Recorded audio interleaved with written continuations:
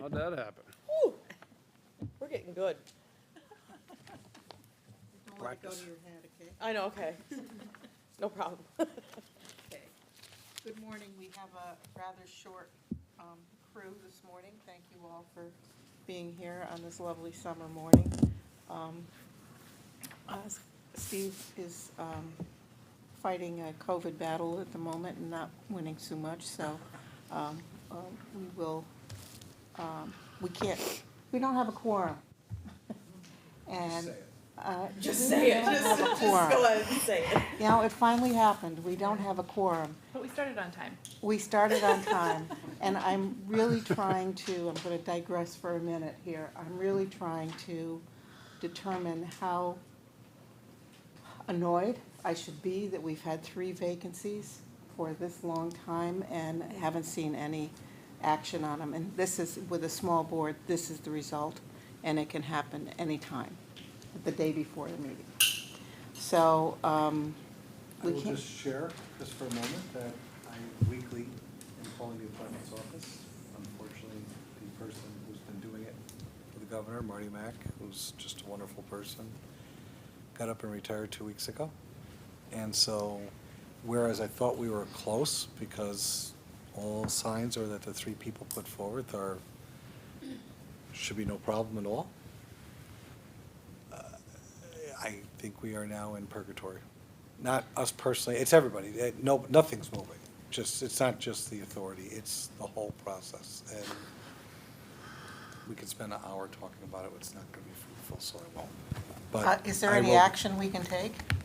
I think actually the next step is for maybe the county executive and the mayor to collectively, with the legislators, Okay. write a letter and say Yeah. enough's enough, this is ridiculous. And I think our collective fear is that, you know, are we waiting till we're sure that we're past election day? That It is, no, this is process, it's not, it has nothing with politics, it's Okay. just, it's process and elections in general. It's always been so, there are tens of thousands of appointments throughout the state that haven't been filled for years. It's just a process, because you appoint somebody, that person has got your stamp of approval, and unfortunately, sometimes some stamps get ripped. So, I think, first of all, the appointments office will be notified as soon as I'm out of here today of what happened, because Okay. that's problematic. Yes, yes, Did it the is. request come from the authority to the mayor and the county executive, or is that something that? I will touch base later on. And Sarah, maybe you can Absolutely. put a bug in somewhere. That's where I was going. I didn't know whether it would be Yeah. the appointees to do that, or whether it comes from staff or I'll work from the with that. chair. So I've called us to order. I don't think we need a roll call. So, we can't approve the minutes. Does anybody in reviewing the minutes have any questions that could be addressed?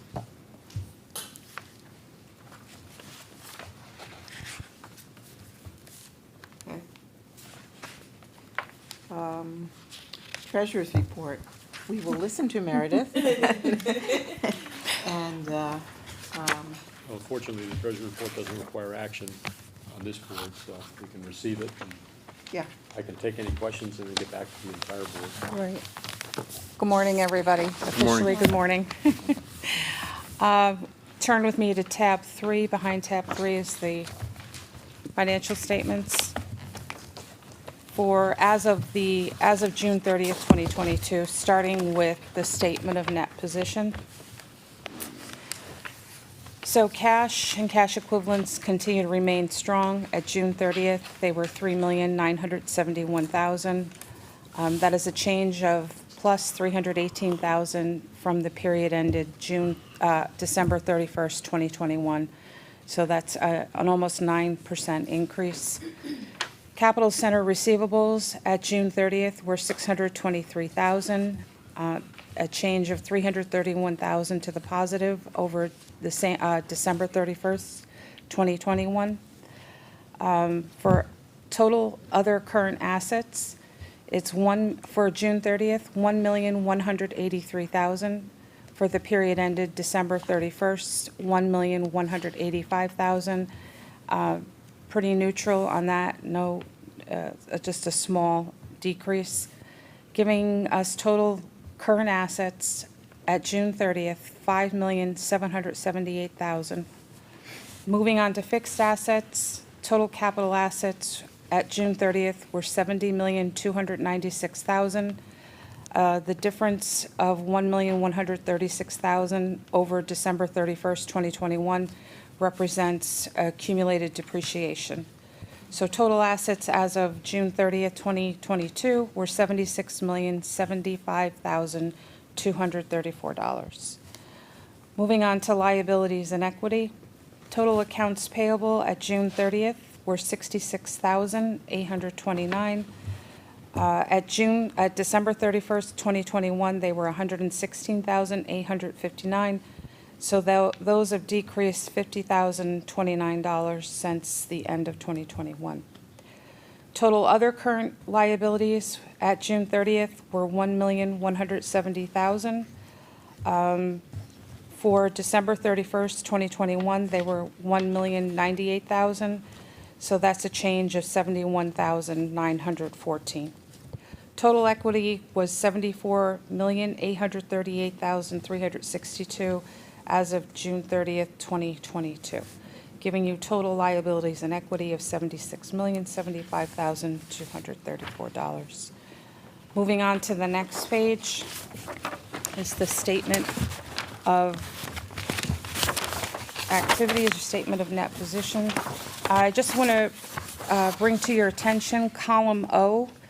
This should read January through June, not January through May.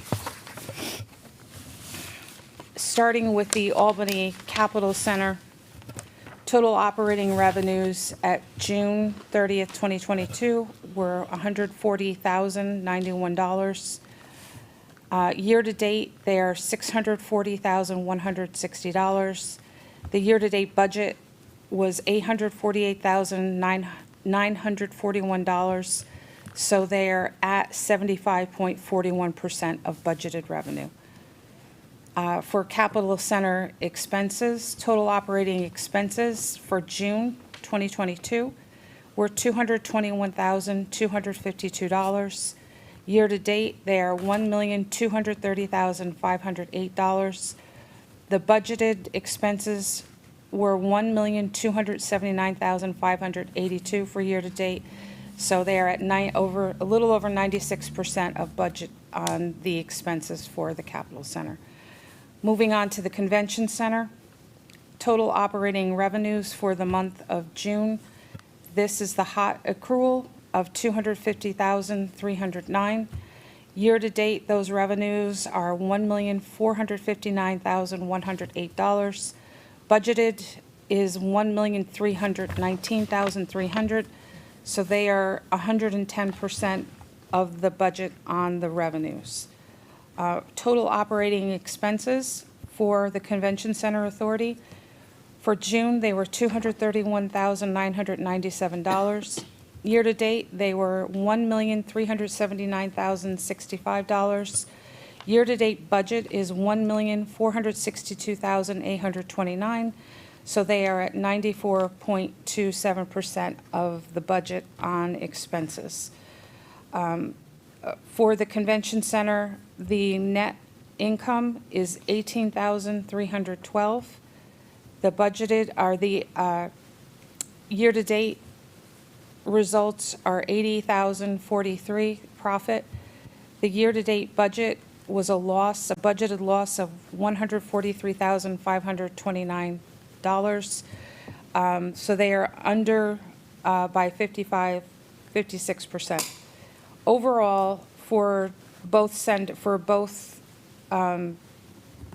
cost centers, they have, for the month of June, a loss of $62,849, a year-to-date loss of $510,305. The year-to-date budgeted loss is $574,170, so they are at 89% of the budgeted loss. Just one note, Duncan, do you want to mention something about the HOT? No, please go ahead.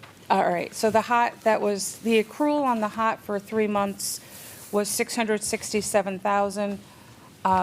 The deposit this week was $989,347. So that's an additional revenue of a little over $300,000, according to my calculations.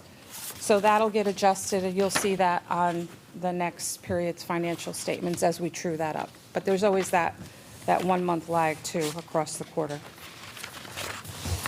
The only thing I would add to that is we did a year-over-year comparison, Q2 Yes. versus Q2. In 2019, the receipts were $1,051,826.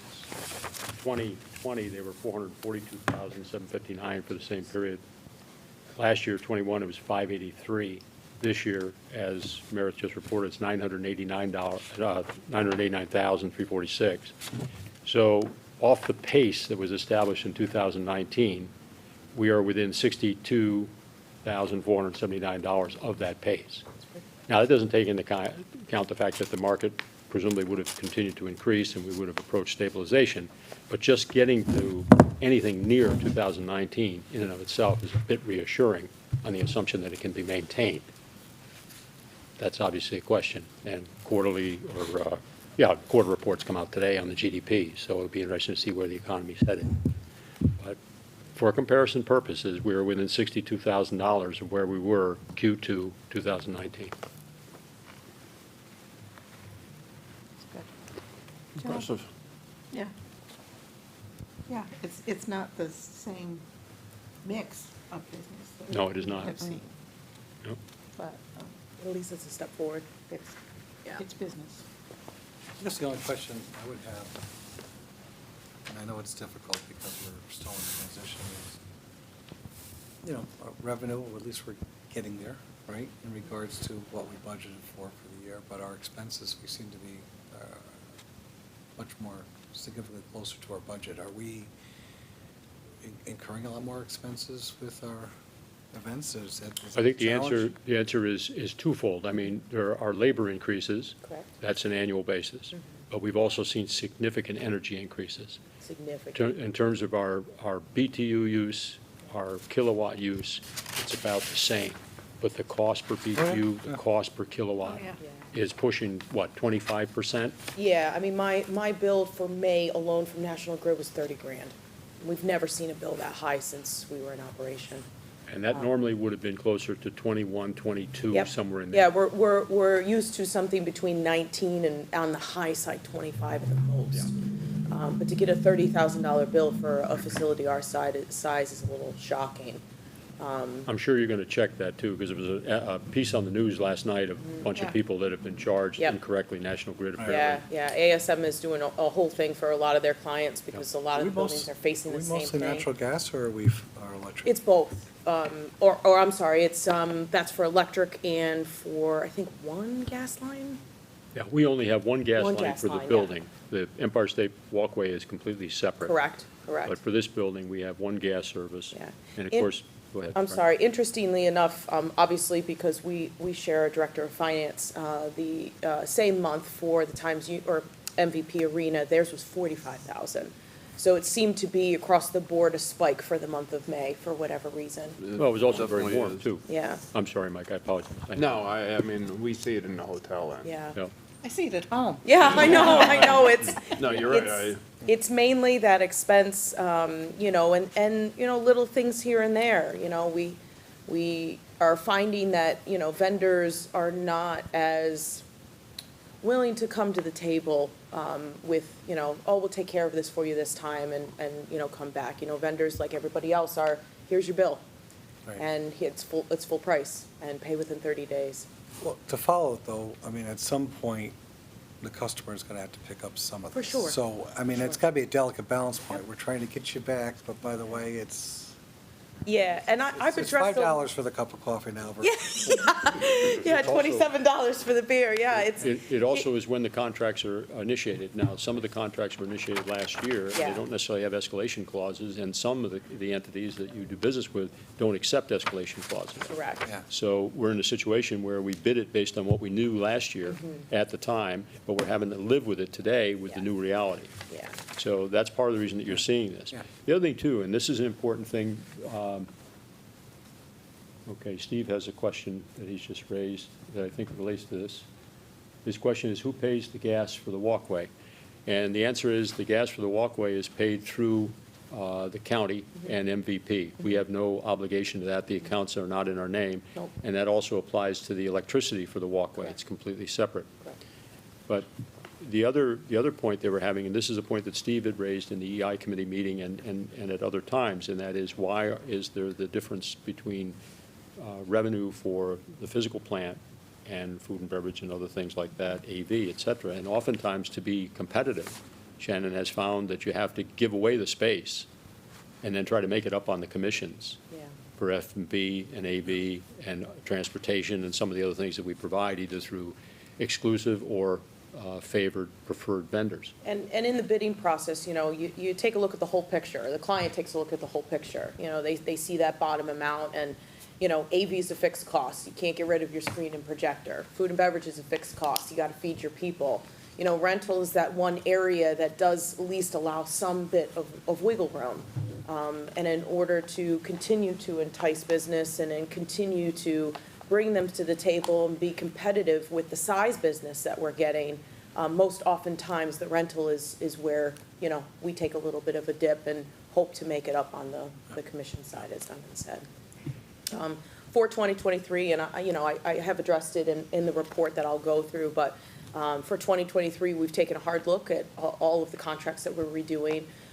We've put a standard increase on meetings and conventions and a standard increase on socials.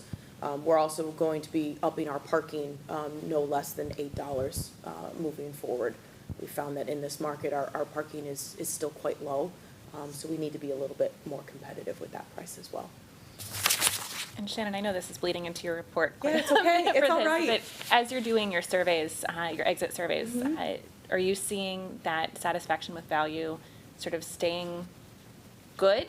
Is that slipping at all? And how does that compare to other venues that you're? Yeah, so satisfaction is still quite strong. We're very proud of that. I think we're always going to get a little knock on food and beverage, just because it's a little bit of sticker shock, especially if you haven't planned a meeting since 2019.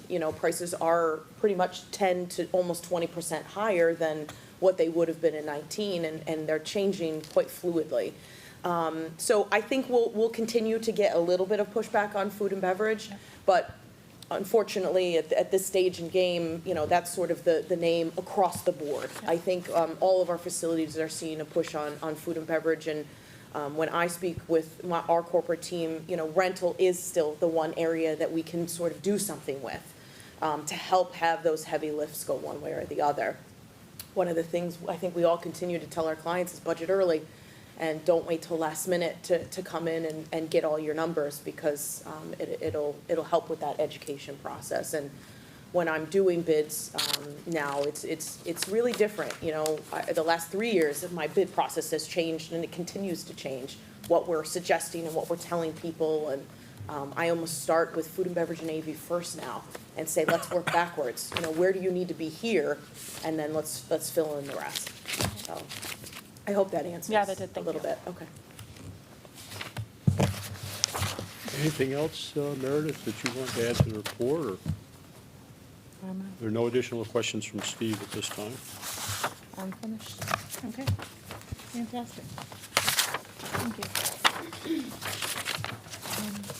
I could ask you to turn to tab 4, please. Four. Economic impact. Okay? Okay. Good morning. Morning.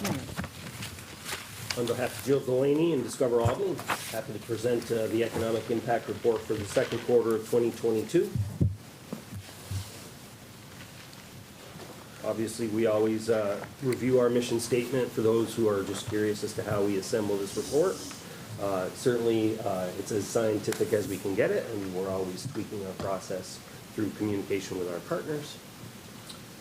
Direct spending for the second quarter of 2022, in the bar chart here, I put the total at the very bottom, 2.4 million, almost 2.5 million for the second quarter of 2022. Again, we're thrilled to see the convention column be as tall. 5 events, 5 conventions for the quarter was a wonderful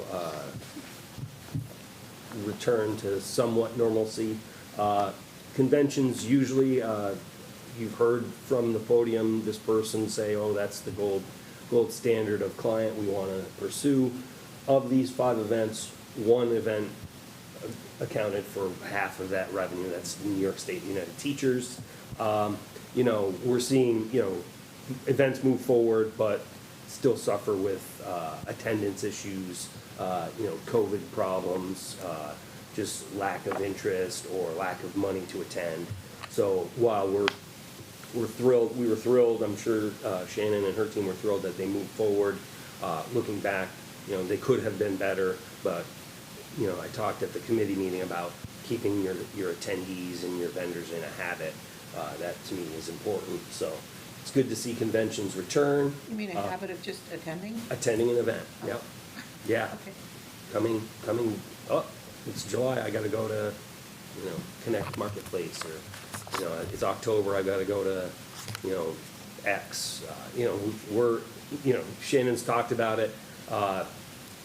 You know, March events moving to a different month have thrown the whole calendar into Yeah. a tizzy. Yeah. So, you know, we see the conferences, the conventions that did take place, even though they might not have been as successful as they wished, still taking place is a very important sign moving forward. Business meetings, copious numbers of business meetings. These generally, for this building, there were several very modest-sized ones, some that were repetitive, 5 in 1 month, but certainly keeps the building active, keeps the building, people coming through. So 22 of those events. Public events, this can range from, you know, a reptile show to, you know, I think concerts fall into public now. Yep. There were 5 of those events. So social events rallied, certainly they came back in full force at 16.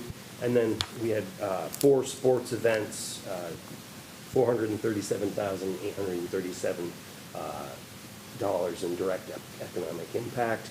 Not as good as last year. We'll see that at a later date, but still a solid number. Just a couple of highlights. Again, New York State United Teachers back after a 2-year hiatus. Extremely successful from all perspectives.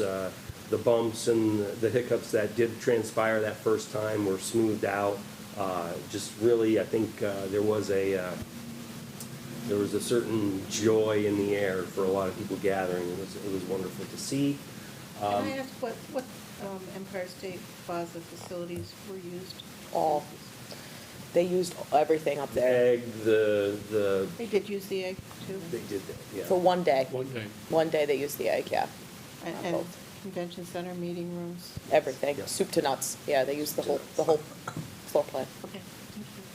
Yeah, you know, again, it's a capital complex. There's, when you talk the Egg, the Empire State Plaza, and, you know, the Capitol Center, that's 3 entities, you know, plus Discover Albany as kind of a service arm. Certainly, there's a lot of moving parts there. There was a lot of discussion of, well, you know, put one point of contact, this, that, you know, comment.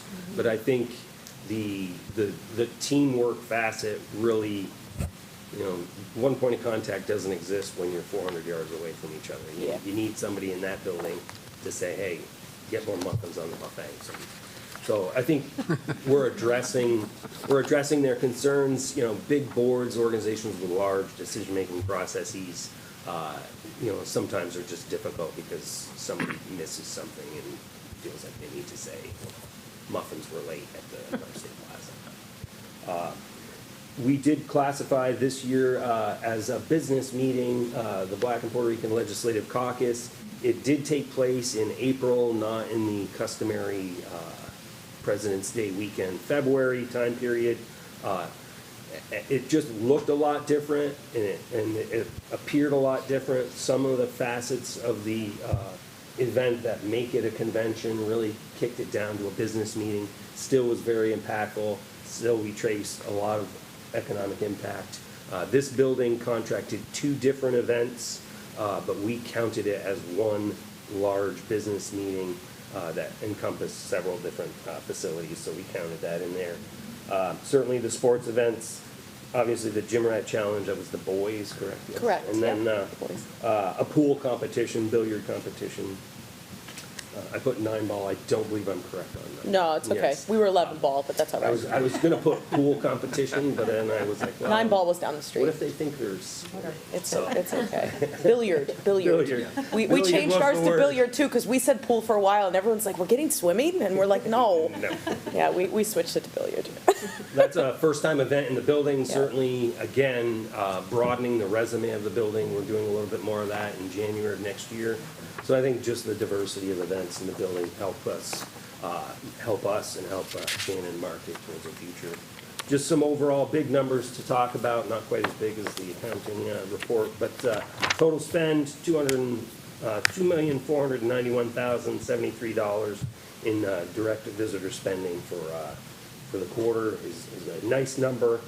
Total sales tax of $243,489. Total visitors generated 20,641. Total hotel rooms generated 3,985. Total events of 53. And full-time equivalent job supported 35. Again, that harkens back to the numerous smaller, 50-person events that you just start landing here for a variety of reasons. This slide compares second quarter 2022 to second quarter 2021, and it really tells the story.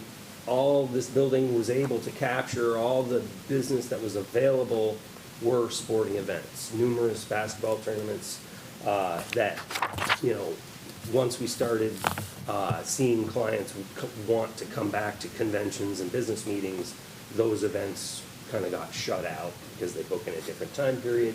But certainly last year it was our saving grace at $4.5 million. So this year we see a broad spread of activity from convention to meeting to sports and social. And I just put the numbers down there just to kind of give you a different sense of that slide. Comparing year to date 2021, we were at 4.7 million based on the strength of that tall blue column and that tall blue column alone. But I think the variety of events is helpful in seeing that we're getting back to the broad spread of what the building is capable of doing and the things that people can identify with. Oh yeah, my association hosted their annual event at the Capitol Center. Those are any questions on that? We always do the life of the building. Certainly this is a nice long story. We couldn't break the $60 million mark this time around, so next month's slide or next quarter's slide will be a lot to celebrate. But $59,921,406 in total spending for the building over the life of the building. Certainly over the last 2 years we saw some lean times, but I think we're on the right track. Total events 771. Total visitors generated 394,955. Certainly. Excuse me. Yeah. When you talk to the appointments office, remind them that there's almost $3.4 million in sales tax that this building generates. We're not, we're pulling our own weight. Yeah, we're not twiddling our fingers. So at committee level, we've talked a lot about this report. We were doing this report as a way to inform the board during the very, very lean times where there was only sports events taking place. We're still in the process. I think we're closer to what might be informative and not duplicative. So few comments about the market. Hotel sales, hotels are changing hands faster than we can keep track of in our office. You know, in the last weeks alone, 2 hotels in Albany County in downtown have sold or changed hands. The Holiday Inn Express downtown was purchased at auction by the loan holder who was left holding the bag in a bankruptcy case. They purchased it, and then they're gonna try to package it for a resale at a later date. This is, it is busy when the market's full, they are full, it's on my way home every day. It's difficult to speak confidently about that hotel bid when we're talking 2024, citywide business. You know, it is less of a player now for large citywide events just because of the uncertainty of its ownership moving forward. That does create personal challenge, professional challenges for this building and us as well. The Hampton Inn downtown changed hands. Magna Hotels of Toronto purchased it. They own several hotels in the New York area. So, and then just this week we read about the dual brand True Hilton selling by Crossgates Mall, and I don't believe that's going to be the last of that. Overall, this doesn't really change a lot on the surface, but working with a new ownership and new mission or a new strategy from the management company down onto the property level, will just take some time to understand, you know, what they're willing to do in the past might not be something they'd be willing to do in the future because it might be against the strategy of the ownership. We're working, you know, no personnel changes have taken place. It's just essentially who holds the note and who owns it. But we're working on making sure we, you know, reach out as best as we can on that. Jay, I'd just note on that slide too, we did see a restart of construction at 705 Broadway on the Hyatt Place, so that is underway. It is anticipated to be complete next year, so those rooms would be added to the marketplace. Yeah, that's, yeah, I look at it, I see the roof. Crane on the Wow. skyline, we'll Yes, take it. yes. It's very Absolutely, absolutely, yes, that's gonna be a nice addition, certainly, one more opportunity for us to collect enough group rooms for a citywide taking place here. You know, what's it, not the jump rope, there was a conference. Jugglers. Was The it Jugglers, thank you. International The Jugglers. International Jugglers Association. I remember them all. They are so desperate to come here, and Yeah. we fall short on rooms to the tune of like 50. Yeah, we were so close on that Real one. close. That many jugglers. Yeah, you never know. Got a few hands. Why not? Very good. This room when you get in. Very good. Depending on what you're juggling. So, I've been on record as saying I didn't think this graph would be of any use moving forward because 2019 felt so far away, but certainly this, the red line is us now in the current. It only includes May. I didn't get June in time when I prepared the slide. But, you know, we are dabbling with 2019 numbers on occupancy and on RevPAR. We're dangerously close as well. Wonderfly close, not Yeah, dangerously. You know, there are loss of rooms. You know, we have a smaller inventory census than we did in 2019. So these are percentages, but still, I think, you know, if you're trying to, we received several complaints over rates over bar exam week. They felt they were being gouged. And we said, Welcome to 2022. supply and demand. Go to New York City, see what they got. Right. Yeah. Yeah, it's not a declared emergency, so they're allowed to gouge. If there are any questions, Steve had an email he just sent. He wanted to add that the Hilton Garden Inn across from Uptown SUNY is for sale as well. you know, I think, yeah, I heard mention of that. Certainly, the Pine Bush Suites on Washington Avenue, they converted about 70% of their inventory to apartments. At the end of this month, they will be 100% apartment rental. There will be no longer any long-term rental or hotel stays that we know. So there's a loss of 30 rooms. I think I read somewhere where the Rensselaerville Institute was up for sale, or, that they may come back into the market. I'm not sure about that, but they've stopped, selling rooms, so they've stopped contributing to the occupancy tax. There's a lot of movement, a lot of, we met with our directors of sales on Tuesday of this week. We did roundtable discussions, and it was essentially, hey, tell us how you're doing. And labor is obviously the overriding issue. So, just not enough people to clean the rooms, to sell the rooms. Set tables and chairs. So, I Yeah. mean, I'm not surprised that some of these hotels are converting to apartments. The rental market, man, is through the roof. Rents are going up dramatically, and that's a whole nother discussion that we don't want to engage in here, that's for sure. But are the hotels maxing out? Are you hearing problems with capacity? Because that, We've talked about the issue of the supply chain and how many rooms do they actually have to sell versus how many rooms they have. I know that that's still an issue. I was in a hotel that started renovating in October of 2020. They still don't have pictures to put on the walls. So, that's, that's a long time to not have a picture. And a picture doesn't keep them from renting that particular room. But I would imagine,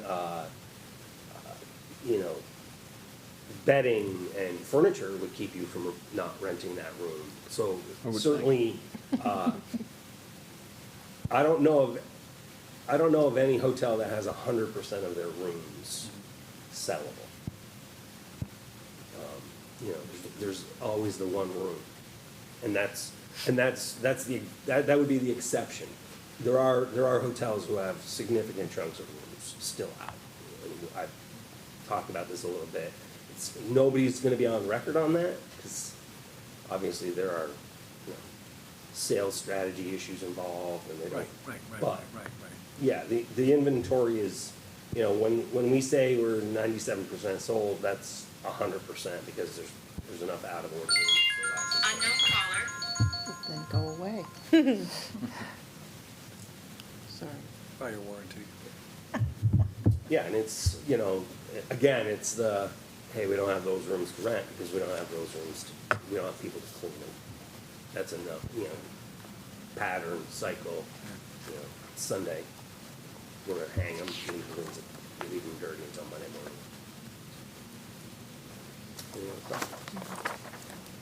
I think the underlying question is, if the total inventory is added up and you assume that the normal percentage of available rooms were available, labor notwithstanding availability of clean linens and things like this, but the properties have a certain capacity and they fill to a certain, based on your experience in the hotel business, do we have enough rooms downtown?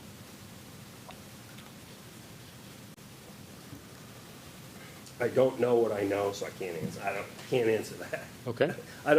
Do we I have took enough that to be rooms? part of- No. I took that to be part of I your want more question. rooms. I want the 110 rooms at the Hyatt Place. Well, the fact that the Hyatt Place is back under would increase that there must be some potential market out there. Yeah. Steve wrote in, for instance, he said that the Hilton Garden Inn, while it is for sale, it's outside the asset portfolio range of the owners. The occupancy seems fine, according to the report that he has. So there's still interest in that property and apparently interest to buy it. But it's just beyond what they normally do. I guess they stretch their geography and maybe they're paying the price for that. Right. No, well, the Crest Hill Suites, they closed December 1st on Washington Ave. They're gonna convert to apartments. I mean, I think locationally, they're seeing that opportunity. The university can build housing quick enough to keep them on campus. Certainly the other developments there have, lent that idea of, well, maybe you don't need as many hotels, maybe we need corporate apartments. There are a lot of factors. Remote work certainly has got to be an issue.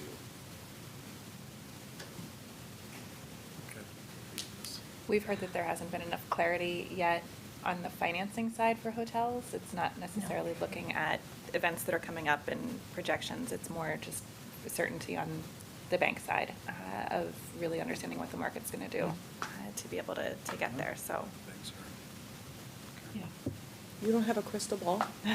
Well, and that's why trends are gonna, I mean, Yeah. have to be important to us Yeah. in the coming years. Yeah. And really keeping a close watch on where the industry is headed, and where's the society headed, Yeah. you know, or what's gonna change. So, you know, do we need those 110 rooms, hotels? Or as a convention center, do we need, we don't need, we don't have a connected hotel. Right, headquarters. We really don't have a headquarter hotel. And that has hurt us from the beginning and continues to be a challenge.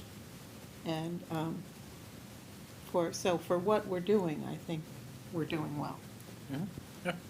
You know, I was at the IHG conference a couple months ago, and the guy got up and, president of the company got up and said it's a great time to be building hotels, you know, they're trying to get more franchises.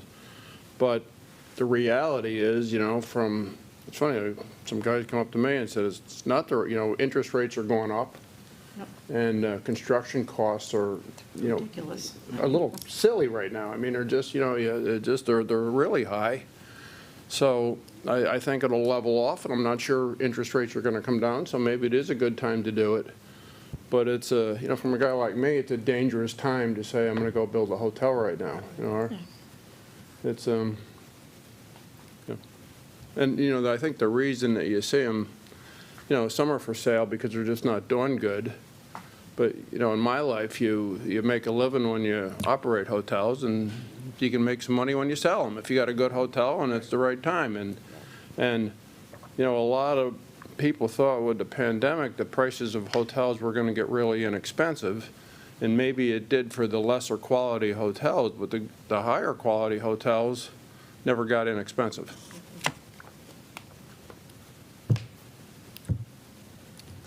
Good, thank you very much, Jay. Janet? All right, good morning, everyone. Good morning. Wanted to share some pictures of events that we've had over the last couple of months. We had nice, it show you a real big mix of what we've been doing. Nice and obviously reptile show. We had 40 Under 40 from the Business Review, which was a quite popular social event, and our billiards event, not pool, that really showcased the second level of the facility. So I'll jump right in. For 2022, we have added an additional 15 events since we last chatted. Some big wins, obviously, for us are the Gym Rat Challenge, men's volleyball tournament coming in November. We actually see a return of SUNY. We haven't booked a piece of SUNY business since 2019, so it's nice to see them come back. That'll actually be in December, so it's a nice pickup for us as well. So that brings our total contracted events to 126, 202 event days, just shy of 60,000 people, and a little over 9,000 hotel rooms. We do have an additional 8 contracts out, and as of yesterday, I actually sent 3 more for smaller items, but nonetheless, very short-term windows, stuff that's going to happen within the next 3 to 4 weeks. We do see an increase of total events that have canceled due to COVID. So it is still a thing that's out there. I still have meetings, even smaller meetings for 75 to 100 people that have decided we're just not ready to meet yet, which is a challenging conversation for us to have, but nevertheless, it's still there. And unfortunately, we did have one of our religious gathering events canceled due to the fact that the moon was not in the right location. So that's sort of a one-off, but the cancellations as far as COVID goes are still readily coming. This is, our graphic support of the types of events that we have had versus what we have budgeted. Obviously, you see social events, as Jay said, really coming back strong in the calendar, and they consistently seem to be the ones that are gaining quite large attendance numbers. They're probably our largest push, except for sporting events as far as attendance goes. Obviously, meetings are following that category, and then public shows after that. That's really the trend I think we're all seeing right now, is those categories continuing to come back, and the meetings and conventions continuing to have a little bit of a slower push. 58% of our budget goal has been completed by ASM as far as number of events for 2022. Baker PR was kind enough to create a very fun video for us for just a look back at our month in fun events. Share it with you guys.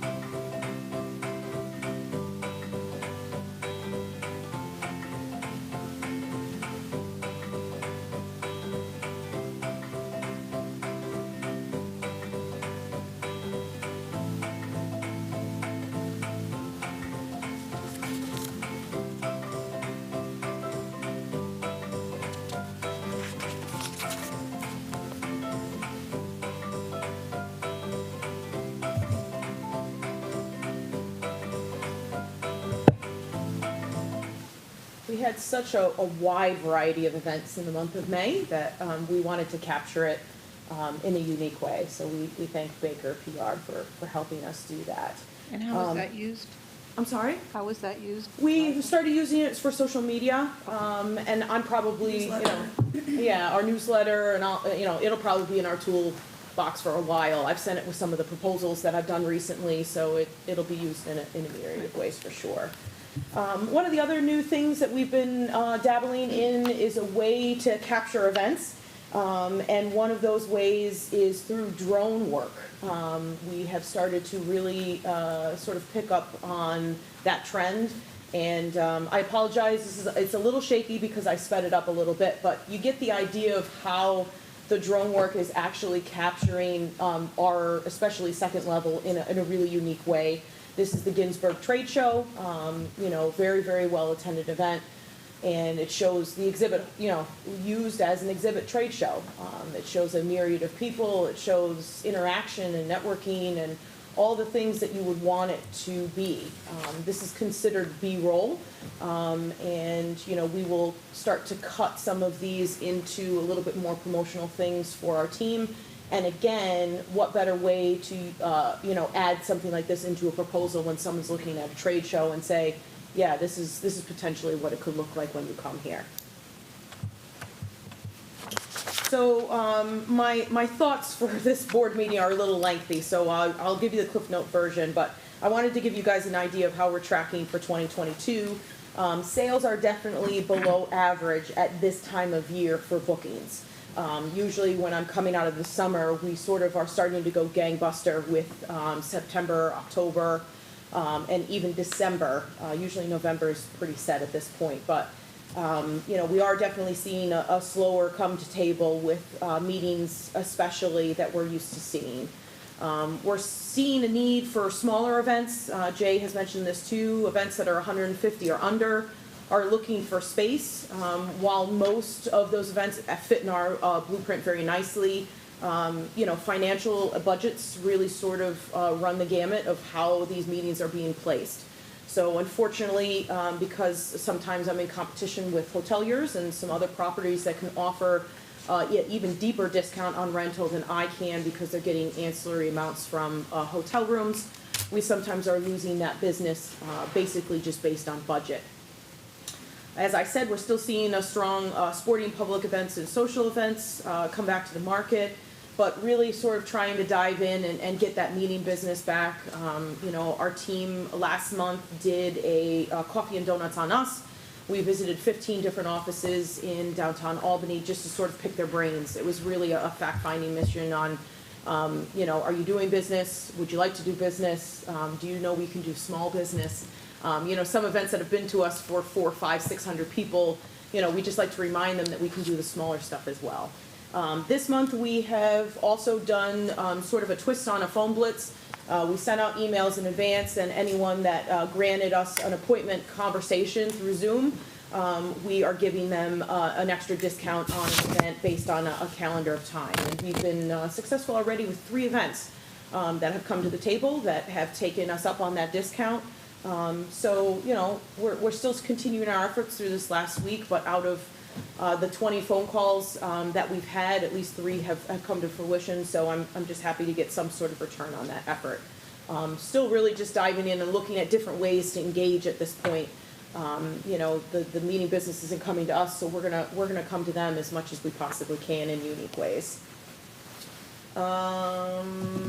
I think the last thing I want to mention is safety has started to become a huge trend that we are starting to see in all facets of the types of events, from sporting to social to meetings. Even with the bar exam this last week, this was the first time that they had used metal detectors. And in other exciting bar exam news, as we love to share, we did end up taking about 7 switchblades off of people and 2 pairs of brass knuckles. So, you know, I guess I can understand, you know. There's a bad lawyer joke. Yeah, I know. It's, you know, in other fun news. Not a good lawyer joke, that's for damn sure. Yeah, it's interesting, and you know, no arguments about it, and no issues there. But you know, it seems to be the trend. I even have a job fair that's coming in August, and they have requested security at it. So. You know, it's definitely a trend that we're seeing, and we're happy to help folks with. We're excited we have a robust way to do that, but just thought I would lend that here. So for I skipped one. Sorry about that. For 2023, let's dive right in. We've had 13 events contracts since we last spoke. Some of the big wins for us is Lucky Leaf Expo. That is a massive national cannabis show that's traveled all over the United States. Coming to us in April of next year. New York Best is one of our largest meetings that we have, so we're happy that they've re-signed with us. Around the Post Pickleball will come to us, first time event in January of next year. They've signed for 2023 and 2024. So we're very excited to welcome them. And not on this list, but just on my desk yesterday, the Billiard Show did sign a contract for next year. They are taking over a larger footprint with downstairs, and they are adding an extra day. So they'll be Thursday through Sunday, which means more rental and, you know, more revenue. So it's, again, those are the types of programs we love, much like the Rubik's Cube program. We start them, you know, a little bit smaller, and we have the blueprint to grow them. That's sort of our golden dream. So it's nice to see that. So for the total 2023, minus the billiards event, 23 events, 48 event days, a little over 23,000 people, and 4,500 hotel room nights. We still have a very, very strong contract number. And slowly but surely, we are getting those contracts to commit and come in. We are only at 11% of our budgeted goal for 2023, which of course makes me personally a little nervous still. But we are starting to take a good turn. You know, we're starting to see the contracts come around. We're currently working with Discover Albany on a major 3-year bid. That would be a huge win for Albany and the ACC. Many moving parts with that event as well, but proposals have been submitted and are currently in review. So we're waiting for the next steps, hopefully in our favor. Personally, you know, something I've been worried about for quite some time, the shifting of the calendar, events that have not been with us for a very long time, finally coming back to the table and saying, well, why don't you have my date? I don't understand. So, you know, the last month in particular for me has been very challenging. We've had a lot of challenging conversations with our clients to explain to them what's been happening since COVID hit in March of 2020, and how calendars have changed, and, you know, how nothing is on hold anymore unless you call and let us know. You know, so we've been able to kind of navigate a few of them. Few of them we have not. But I would say the majority of them have been understanding of the situation and either are completely just going to stay on hold till the following year, or they're shifting and trying to change their programming to meet the needs of the new calendar. As I stated before, you know, we're definitely adjusting pricing for 2023. anywhere from 5 to 10%. With the rising costs, as we discussed, it really is the right time for us to do this. We've been very, very consistent customer service-wise with our clients through the whole pandemic. We've carried contracts, some of which almost 3 years, rolling them over from year to year to year. So it's time, and the majority of our repeat clients have been very understanding that, yeah, you guys have been really good to us for a while, and we understand that now's the time to take a hike, or to Different. oh, what day is it today? Okay, to take an increase in pricing. Yikes, all right, so I'm always optimistic. You know, we are in a much better place than I was the last time I was speaking with you. I'm always gonna be on that optimistic side, but we do still have a long way to go for 2023. It's certainly gonna be a hustle coming out of 2022 and getting in there, but the calendar is starting to fill in with holds. I just want them to start filling in with contracts, so we'll slowly start making that happen. So we have oh, before I go to operations, does anyone have any questions on SIPs? Go ahead. I would just say that I would raise the price on billiards companies, because my understanding is they have deep pockets. Yeah, so we have, don't worry, Boy, the billiards joke, I love it. Listen, I am going to extend right on you. cue. It was right on cue. It's right on cue. Almost didn't do it. We are just, you have a free ticket to next year's event. No, You can no, just no, come no, and no. enjoy, we will Officials reserve a can't do table that. for you. Council will tell you that. Oh, I just my felt God. it had to happen. Yeah. Oh, man. Gotten out of control Crowd's getting a little really bumpy. quickly. Oh, thanks, guys. Where's that snare drum in the rim shop when you need it? Boom. All right, on that. Okay, Evan, add that to the mixer next time for us. That's right, my pen has been down since hike. I know, I'm gonna hear that one for a couple of days, I think. Okay, so let's move on to operations update. We've had a lot of things going on over the last couple of months that I want to draw attention to. Some are small, but they have made a very big impact. We have installed and partnered with our AV company ACES to have 2 LED towers, one on C1 and one on C2, that really we control the rights to that signage. A lot of times we are having our digital signage throughout the rest of the building designed by the client, and they put up a myriad of things from schedules to sponsors and all that sort of good stuff. Well, this allows the building to actually welcome the guests. It allows us to just have a little tiny moment as they're coming upstairs or as they're walking in the building to say welcome or congratulations or good luck on the bar exam. You know, it's just a little extra added value for us. One of the examples is in the top corner. All of the graphics and design work is created by our team. And with the thanks of ACES, the programming of the signage has become very easy, and it's made an impact. A lot of people use it to take selfies with and pictures, and it's just been a nice little addition for us. We've also purchased new event signs for outside. They are blue. Everyone loves my pop of color everywhere, so they're nice to see, very readily recognized, so that's been going well as well. We also are working with a local company named Stripes to wrap the garage hut outside of our parking garage. Anyone that's parked down there, it sort of is, I think, a good opportunity to add, again, another pop of color, perhaps some more directional and attention to the fact that there is a garage there. So we're excited to get that work done as well. ASM has partnered with a new cleaning company that we're quite excited about.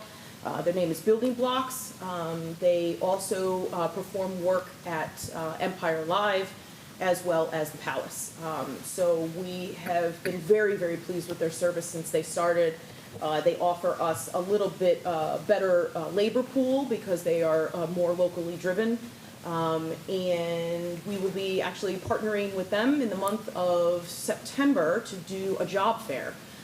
They will open it up to a myriad of different vendors as well as our in-house vendors, our AV team, our human resource manager, and, you know, Amazon as well. And, you know, they'll bring a DJ, and they've got all these fun ideas to make it sort of a fun event. So we're looking forward to the future with their company for sure. ASM continues to put effort into maintenance and upkeep of ACC. We've painted many areas in the back of the house. and some in the front of the house as well, to really sort of freshen things up and keep us looking good.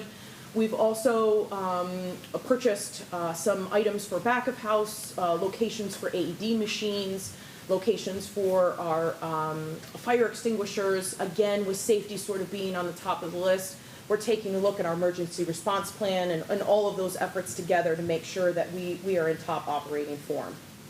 The bottom picture, of course, is our amazing epoxy work that has been done on our loading dock. I need to take an updated picture because we are also very excited about the first employee break room we have ever had in this facility. So that is coming along quite well, and big thanks to the authority, because that is going to really be a game changer for our employees to have a space that they can actually go and have for dinner. So that's it for me. Thank you. Thank you. Thank you. Liza?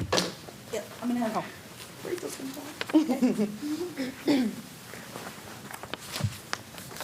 Good morning, everybody. Morning. For those of you I don't know, I'm Rachel Murray. I'm Account Executive at Baker Public Relations, and we're going to go over our report with you here today. We do media relations, contributed articles, public relations, social media, marketing, those types of services for the ACC. So starting up here at the top, this is our look back over the quarter. This is an overview of, the total coverage that we secured for the Albany Capitol Center over the last quarter. That total coverage number has actually bumped up to 7. Something just recently was given to us by the news, so we popped that in. But those numbers there that you see, the total advertising value equivalency, that's the estimated ad equivalency of if you were to monetize the piece that was, earned and placed. That's that number there, so that's $18,841. That is covering those 6 pieces. And actually, I should also point out that, as you see, it says online only. These numbers are pulled from our media software, and that only covers the online. So this doesn't account for the pieces that do broadcast live on television. Then for our unique visitors per month, that is 2,036,000, and that's the number of the sum of unique devices that are visiting these publications based off of their popularity and all of the different outlets that these pieces were covered on. Our total social engagement is 116, and this is the number of times that links were shared or pieces were liked and commented on across social media. For our press releases and media advisories over the second quarter, we put out press releases on ACC's Earth Day activities and community events. We put out media advisories on the Capital District Reptile Expo, as well as the billiards competition, and then the Rubik's Cube competition as well. So all of the pieces that we put out there about the Reptile Expo, the billiards, and the Rubik's Cube, those all performed really well. We got a lot of pickup from those. We were happy to see that. Those were relatively easy lifts for us to do and just position the ACC on the, as Jay had mentioned earlier, the diversity of events that, the ACC is able and capable of hosting. So we were really happy with that. I think the partners of those events were happy with that too, that we got that out into the media. And we'll continue to work with Shannon on identifying those kinds of opportunities in the future to continue to highlight the ACC. For our contributed articles, we drafted and pitched what best practices are here to stay after COVID, and this piece was picked up in the trade publication Smart Meetings. We also drafted and pitched the hybrid event experiences and how to decide what to offer to attendees. That was picked up by Catering, Food Service, and Events magazine. That's another trade publication. That one has not yet published. We're anticipating that will be in the September-October issue. And we currently have another contributed article in the pipeline dealing with new budgets as we navigate back to in-person events. So that, marries really nicely with our conversation earlier and, just talking about, how you have to start thinking about some things differently, as Shannon mentioned, maybe working backwards, looking at food and beverage and AV and going from there.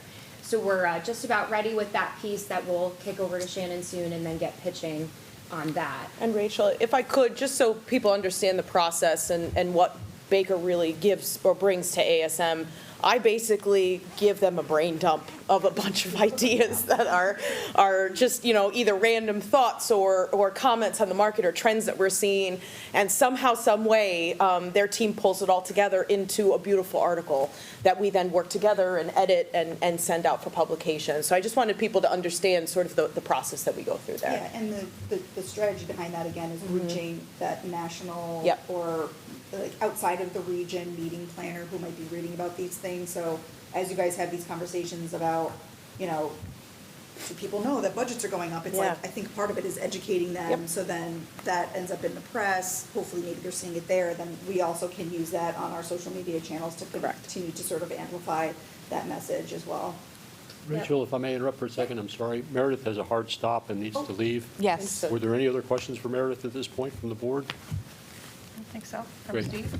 Nope. you No, take a hike. Steve's all set. Seems good. All right, Good. thank you very much. Thank you. Thank you. I'm Steve. sorry, Next time. Rachel. That's okay. Please continue. Yeah, no problem. Thank you. Yeah, so building off Thanks, of that, Meredith. the pieces that we help Shannon put together often are, bylined by Shannon as well. So that's positioning Shannon and the Albany Capital Center. And off of what Eliza said, these trade publications are really good for bringing in business outside of the region, and it just positions ACC as a thought leader, on some of these topics as well. Multi-pronged approach here. Then with public relations, we drafted and submitted ACC as a 2022 Stella Awards finalist. This award is through the North Star Meeting Group, and it honors excellence in the meeting industry. Again, this is another way to position ACC, not just regionally, but nationally. That award will be announced in November, and if ACC is awarded that, we will have a full spread in the meetings and conventions trade publication as well. We also secured a sponsorship for jointly ACC and the ACCA for the 2022 Summer Celebration and Safety Day. That was an exciting opportunity. Another client of ours, Mohawk Ambulance Service, put on and hosted this event earlier in July at Arbor Hill Elementary School, and it was a fun, full, free day for families to come and learn about summer safety. So we had a ton of community partners there to offer demonstrations and education for families and children, and ACC and ACCA very generously sponsored this event to provide free barbecue to the entire event. So that was a really, really good partnership. We were happy to see how that all came together. It positioned ACC really nicely. We had a large conversation about making sure, that the sponsorship made sense. In addition to the monetary sponsorship, ACC also donated back to school kits that they had put together, all ACC branded, pencil case, ruler, sharpener, things like that were given out. And then for marketing, Shannon kindly showed the video that we had, A Day in the Life at ACC. We drafted, developed, and sent a newsletter promoting the Earth Day celebrations. We have met with Shannon and Jay about updating a Capitol Complex video to highlight the entire Capitol Complex, show how all of the pieces work together. We also drafted the May newsletter, and all of these marketing pieces work really nicely. They just provide tools for the toolkit, so to speak, for the ACC to use as they're securing and attracting new business. The big piece here under social media, over the last quarter, we have met with Shannon and Duncan. We have developed, optimized, and launched a Facebook and LinkedIn page for the Albany Convention Center Authority. We are really excited about this. ACCA has already had a Twitter, so we're continuing to optimize that, but we have now developed a presence for them on Facebook and LinkedIn. Really the goal here in developing these social channels for the ACCA is complementing ACC, but through the development and engagement, we're providing a service to benefit the community and the end user, attract people to the area. What we're currently doing now, we're increasing followers and page likes through these platforms. It's important to do that as we are building them from the ground up, so that when we are sharing content and putting content out there, we're not speaking to no one. So it's really important to build that following, and we are doing that by engaging with investors and stakeholder groups. as well as industry sectors that make sense, such as meeting and event planners, government, hospitality, travel, and destination, just to name a few.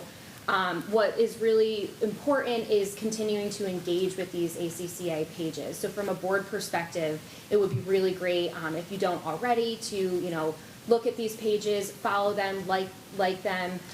It is Facebook, LinkedIn, and Twitter, as I had mentioned. If you're able, it would be amazing to have all the board engage on LinkedIn, putting something on your LinkedIn page about your affiliation on the board. This will all just help us further the reach and further the engagement, bringing business to the ACC. We are continuing to position the ACC as a premier venue destination to meeting and event planners through our national trade and media placement features. We are continuing to leverage the expertise of the ACC team through thought leadership, contributed articles in trade publications. We are currently also working on a new piece for a publication called Business View. This piece, they ran a large spread last year, and they followed up with us again this year that it was one of their most popular pieces last year, so they want to do a follow-up piece this year. So we are currently working on that as well. Continue to highlight specified events and the economic impact of the facility to applicable regional media, reaching our target audience. And we are working to partner with social media influencers on the Capitol Complex video that we are working to update on just to maximize exposure and reach. That's an exciting new opportunity as well to leverage partnerships with influencers who have, already built an audience and are going to feature this facility. Anybody has any questions? No, thank you very much, Rachel. Thank you. Duncan? Very quickly, recognizing time and so on and so Yes, forth, thank there is a summary of where we are in the capital improvement projects. And then the one item that I brought before the board for the beginning of what we hope is a discussion is we asked ASM to look at areas within the building that are underutilized, as we've done in the past when we came up with the idea to put in platforms for storage and repurpose other rooms, change the approach and the access to the green room so it could function from not only the back of house, but also could function with an entrance into C2. And one of the suggestions is that the decorative stairway in the corner, the northwest corner of the building, really is very underutilized, and we could put in 3 levels of space there. So this is a summary of what could be done. Now, obviously, the board, without a quorum, we're not asking for any sort of an approval at this time. But I think for consideration, if the board were willing, I would suggest that we move ahead and get a quote, not any commitment, but a quote for a feasibility, an engineering feasibility study, just to get an idea of what that and the cost would be to proceed with construction. Production costs, as we've noted earlier in other conversations, is very high right now. But I think that we could at least get an estimate with an engineer's review, and then have that for consideration, possibly at one of the future meetings. Some people have heard this before, but maybe, could you tell us what those 3-level rooms will be? Sure. Please? On the first level, we would probably have a room that would be easily marketed as sales office. It could be a separate meeting room. It could function in a number of areas. The area that we're talking about is about 30 by 30 on each level, so it'd be about 900 square feet. For easy figuring, say it's 1,000 times 3 would be about 3,000 feet of additional space we'd be picking up total. The mid-level would probably be executive offices, might be a place to move the ASM general manager's office, the director of sales, and then have a small meeting area there as well that would not be rentable space but be usable for Shannon and her staff. This would free up some space that's currently being used by ASM and allow the financial manager that is a shared services position with the MVP arena to be here full-time. And then on the C2 level, in talking to Mazzone and other the operators, to be able to have that area of about 1,000 square feet for a separate bar or a separate area to function as perhaps a VIP setting. Shannon, we've talked about a number of uses for that. But essentially, it takes some of the area that currently is part of the pre-function and is consumed with setting up bar and some of the others. It would take that out of it and give us more pre-function space to rent. Okay, so of the So only half of it is revenue generating. Two-thirds of it. Two-thirds. Two-thirds. Yeah, two-thirds. Right. The middle area that would align with the walkway would be staff and would be part of Okay, overhead. So we'd have the bottom So and you'd top. have Yeah. about 2,000 feet that would add to it. And the purpose of this is, in looking at the future and eventually getting to stabilization and thinking that this facility would need to expand at some point to capture lost business and enjoy its full market share, and what can we do in the meantime that might be affordable, taking this holistically and saying, well, maybe a step at a time would make sense. So this is an opportunity to work within the footprint, as we have done in the past when creating storage and meeting rooms and things like this.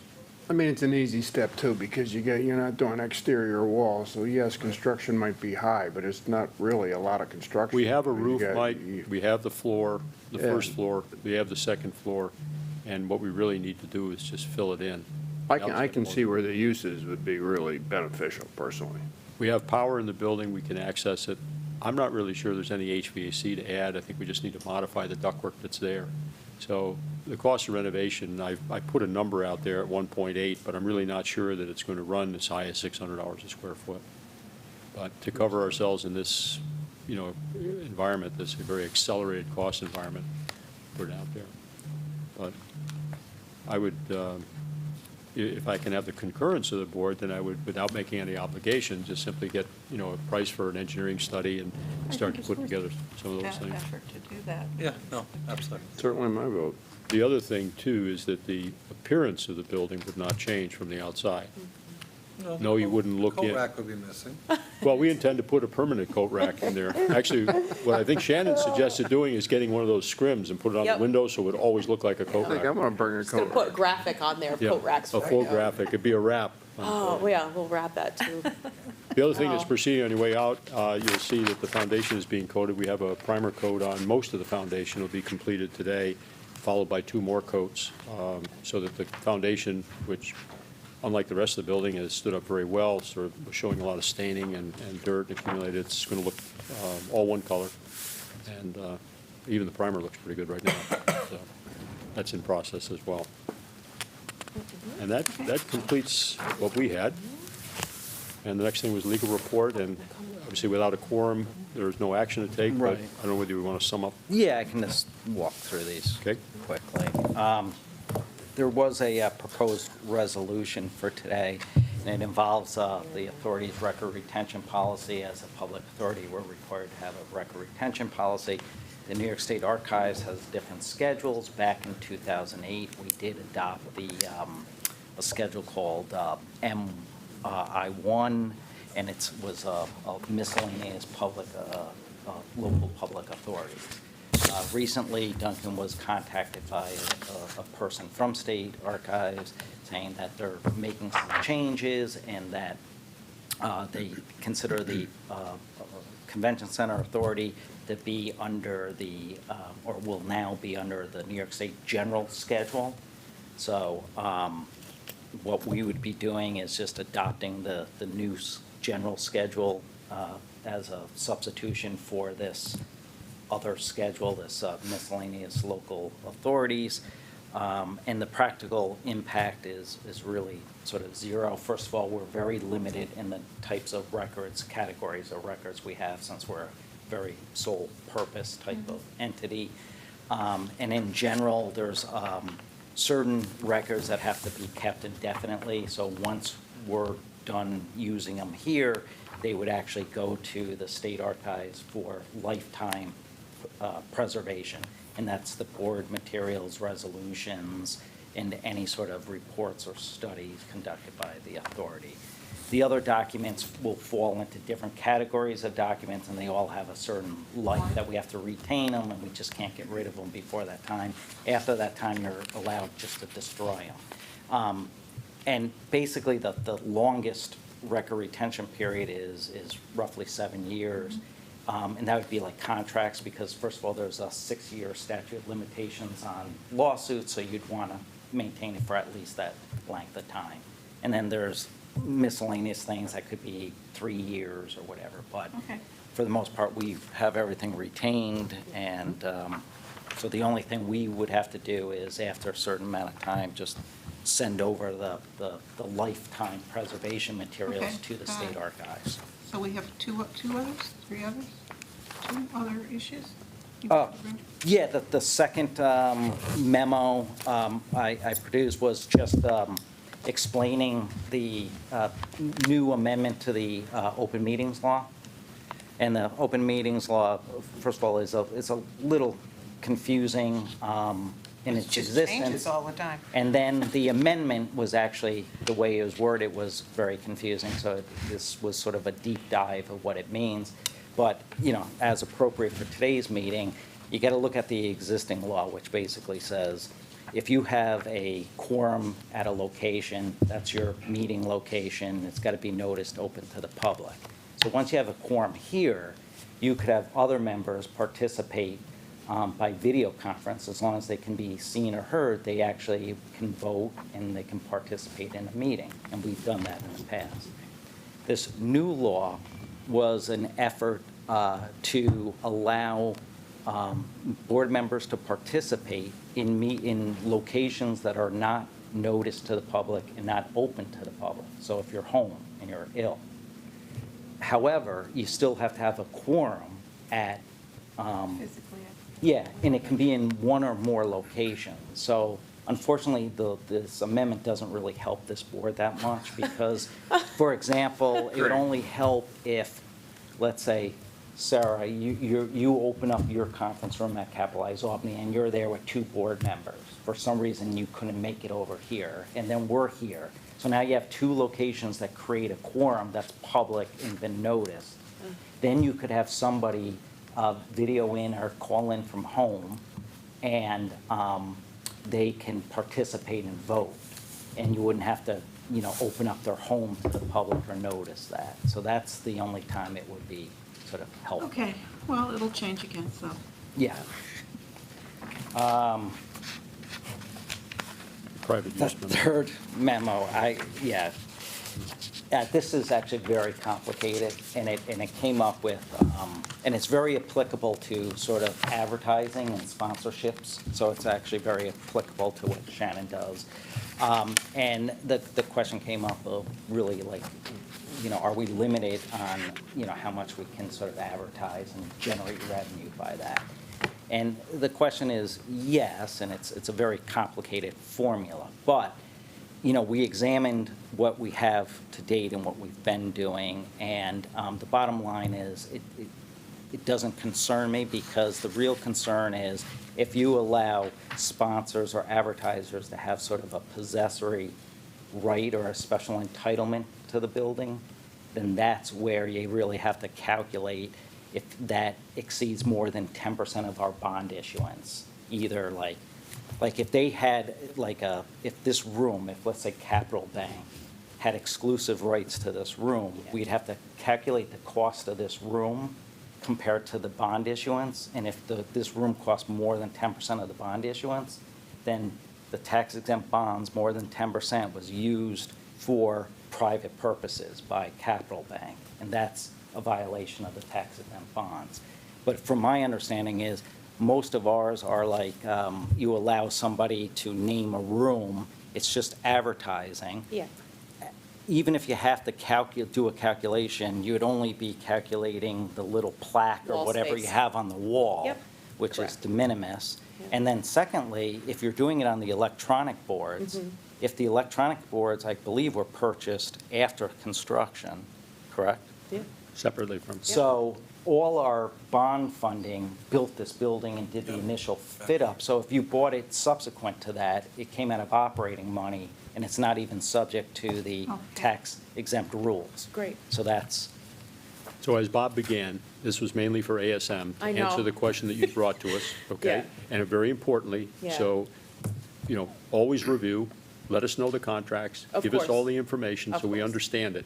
But as long as it's not an exclusive right, Yeah. yeah. other Yeah, than the space that's taken up by the Sure. permanent sign or semi-permanent sign, the sign that exists for as long as the term of the contract, that's Right, it. right.